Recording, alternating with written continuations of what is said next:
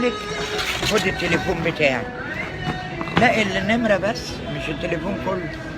تتجوزني يعني يا عمو؟ بس وافق؟ جهزي العفش والشقة. يبقى عليا انا بس؟ العفش والشقة. بس؟ اقرا عليك الدعاء للميت من هنا، واخد العفش والشقة بتاعتك من هنا، والعيال ابلغ فيهم الإصلاحية من هنا. امال هكون نفسي ازاي؟ لا يا عمو صح. ربنا يا اختي. اول ما اتجوزت قعدت ابص في عقد الجواز، مراتي بتقول لي بتدور على ايه؟ قلت لها بدور على تاريخ انتهاء العقد.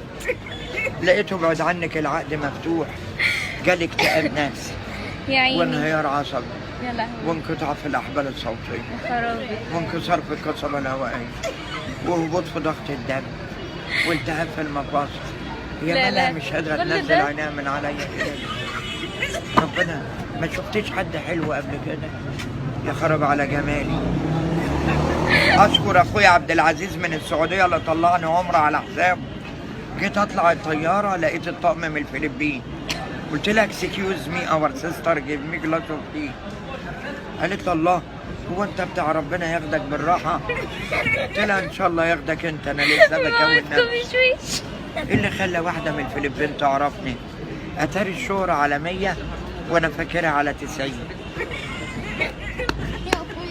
ادعي لي يا اختي بواحده ارمله توفر لي العفش والشقه والاقي عندها عيال جاهز، اقرا عليها الدعاء للميت من هنا، واخد العفش والشقه بتاعتها من هنا. طلع من بيتنا لقيت الدكتور البيطري راكب على حمار. قلت له اول مره اشوف واحد يركب على زباينه.